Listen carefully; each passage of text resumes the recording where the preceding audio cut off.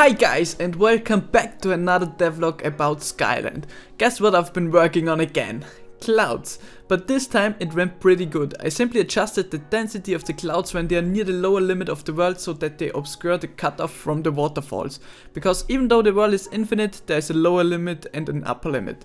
I also changed the shading of the clouds quite a bit so they have a little bit more depth.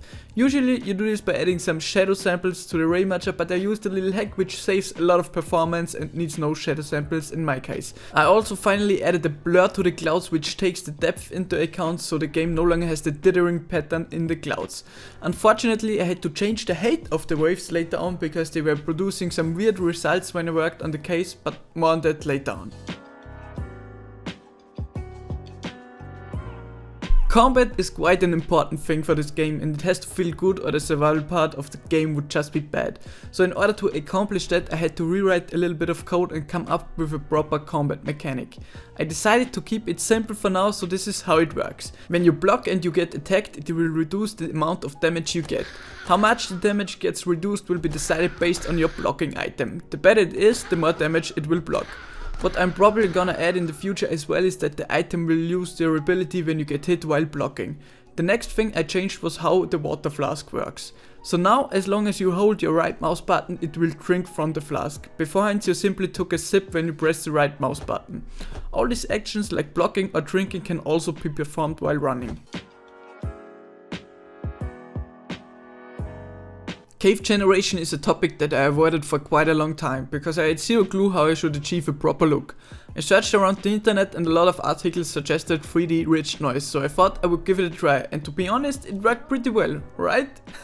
Who am I kidding, look at that, seems more like a hardcore challenge for a game rather than case.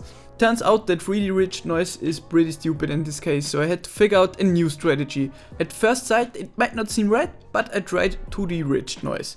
It looks like that, and with the help of some more pollen noise which defines the position of the cave, it produces some lovely caves. I added about 6 layers of that noise to the world generation to get caves everywhere. Obviously those are not all ingredients to generate those caves, I also added a lot of other different noise patterns to give it that final look. Most of it was just experimenting with values for a couple of hours. In the end I was pretty surprised by the final look because it was exactly that what I had in mind in the beginning. I also added some background info to the entity spawn system so it knows if it's inside a cave.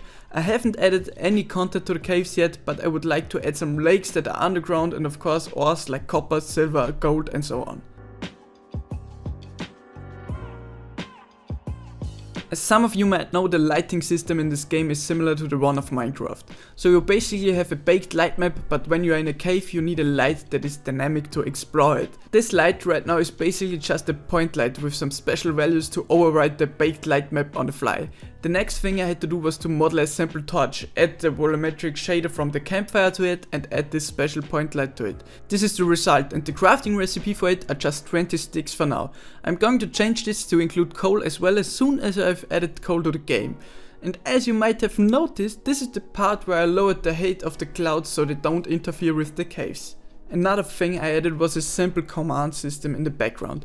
You will be able to kick and ban players with chat commands, which will be quite handy. For now I use it so I can switch between survival and creative mode to make the development a little bit faster. And yeah, that's been it for the last 2 weeks. I'm not sure when the next devlog will be online because it's Christmas time and I'm going to spend some time with my family. I guess in about 3 or 4 weeks. So yeah, if you have any feedback, make sure to leave it in the comment section and I will see you guys hopefully in the next episode. Bye!